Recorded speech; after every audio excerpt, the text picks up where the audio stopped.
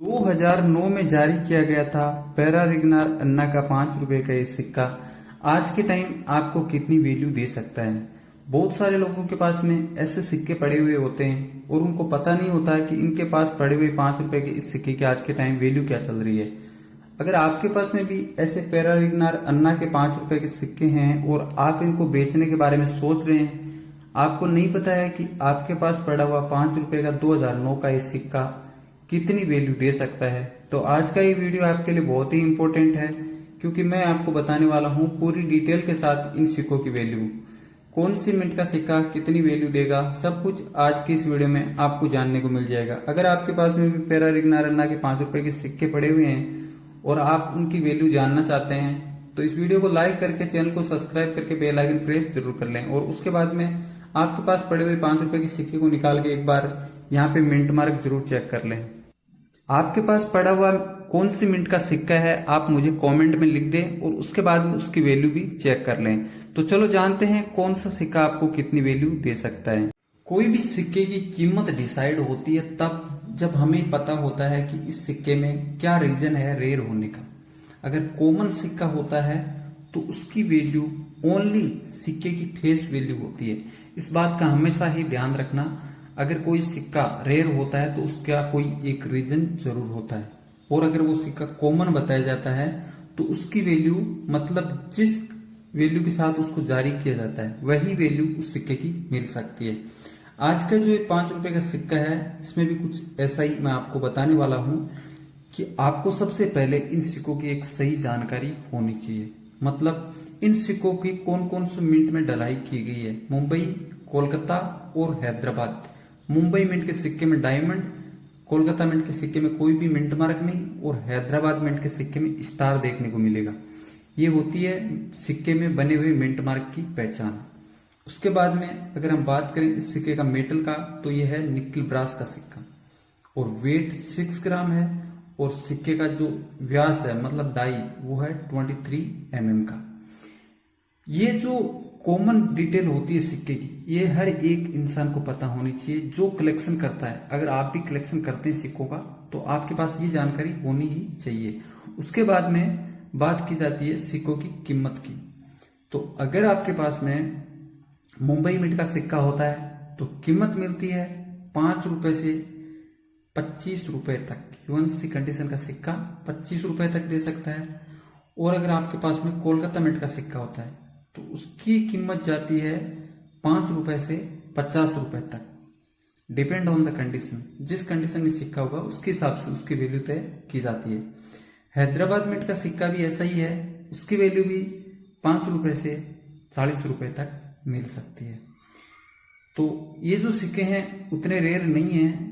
जिस कंडीशन में कॉमन सिक्के की वैल्यू होती है वो आपको 5 रुपए से 25, 30, 40, 50 रुपए तक मिल सकती है।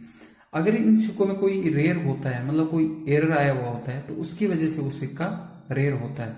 तो अगर आपके पास ऐसा कोई सिक्का है जिसमें आपको कुछ अलग देखने को मिलता है तो वो सिक्का रेयर हो सकता है। और उस रेयर सिक्के की वैल्यू डिस्कस करने के लिए आप मुझे इंस्टाग्राम पे फॉलो कर सकते हैं नंदूजाट RJ23। और इसके साथ में आप मुझे नीचे कमेंट करके भी पूछ सकते हैं आपके पास पड़ा हुआ सिक्के में कौन सा एरर है, किस वजह से आपको रेयर लगता है, आप मुझे कमेंट जरूर कर देना। पैरारिग्नार अन्ना के 5 रुपए के जितने सिक्कों की अभी तक हमने बात की है वो सभी के सभी सिक्के सर्कुलेशन के सिक्के होते हैं। मतलब हमें कभी भी परचेजिंग के टाइम पे हमारे हाथ में आ सकते हैं। और उन सभी सिक्कों की कीमत भी मैंने आपको बताई है 5 रुपए से लेकर 50 रुपए तक चली जाती है। ये डिपेंड करता है कि उस सिक्के किस कंडीशन में उस सिक्का होता है। लेकिन अब मैं जिन सिक्कों की आपसे बात करने वाला हूँ वो सभी सिक्के आपको सर्कुलेशन में नहीं मिलेंगे। मतलब कोई भी इनमें से एक भी सिक्का आपको सर्कुलेशन में नहीं मिलने वाला है। तो ये है प्रूफ सेट और यूएनसी सेट, इसको परचेज करना पड़ता है कभी भी। और इनको जारी करने के टाइम पर मतलब हम लोग बुक कर सकते हैं। इसके बाद में ये हमें किसी मिंट से परचेज करने को नहीं मिलते, इनको हमें किसी कलेक्टर से परचेज करना पड़ता है। कोई भी डीलर होता है उससे हम परचेज कर सकते हैं। इसको परचेज करने के लिए आप कोइन बाजार एप्लीकेशन को भी यूज कर सकते हैं, वहां से भी आप ऑनलाइन परचेज कर सकते हैं। इसके अलावा आप किसी एग्जीबिशन में जाते हैं तो वहां पे बहुत सारे कॉइन डीलर होते हैं और उनके पास में भी आपको ये प्रूफ सेट मिल जाएंगे, आप वहाँ से परचेज कर सकते हैं। और अगर आप परचेज करना चाहें तो आप मेरे से भी कांटेक्ट कर सकते हैं, इंस्टाग्राम नंदूजाट RJ23 पर। अब अगर बात कर लेते हैं इन मतलब प्रूफ सेट और यूएनसी सेट को परचेज करें तो कितनी कीमत देनी पड़ सकती है। तो आज के टाइम पर अगर आप इस यूएनसी सेट को परचेज करते हैं जिसमें आपको एक 100 रुपये और एक 5 रुपये का सिक्का देखने को मिलेगा, तो आपको चुकाने पड़ सकते हैं 6,000 रुपये। 5,000 से लेकर 6,000 रुपये तक इस यूएनसी सेट की कीमत चल रही है। और अगर आप प्रूफ सेट परचेज करने चाहते हैं तो उसमें भी आपको एक चांदी का सिक्का 100 रुपये का 35 ग्राम का और दूसरा 5 रुपये का कॉपर निकल का तांबा मिक्स सिक्का आपको मिलेगा, और उसकी वैल्यू आज के टाइम पर 7,000 रुपये चल रही है। अगर आपको कलेक्शन की हॉबी है तो आपको ये दोनों ही कंडीशन में इन सेट को परचेज करना चाहिए, यूएनसी और प्रूफ। ये बहुत ही अच्छा सेट है, मतलब आज के टाइम पर 6-7 हज़ार की वैल्यू में अपने कलेक्शन में शामिल किया जा सकता है। फ्यूचर इन्वेस्टमेंट के लिए बहुत ही अच्छी चीज़ है ये, और इनकी वैल्यू हमेशा बढ़ती रहती है, कभी भी कम नहीं होती है। 1 साल के बाद भी आप देखोगे तब भी इनकी वैल्यू आपको बढ़ी हुई मिलेगी, और 10 साल के बाद देखोगे तब तो उसकी बढ़नी है। मतलब अगर आज आपने परचेज किया तो आज से 5 साल 10 साल के बाद अगर आप इसी यूएनसी और प्रूफ सेट को सेल करोगे तो आपको डबल से भी ट्रिपल, मतलब कितना भी हो सकता है। मतलब ये फ्यूचर के लिए बहुत ही अच्छी एक इन्वेस्टमेंट है। और अब मैं आपको जो बताने जा रहा हूँ उसको बहुत ही ध्यान से सुनना।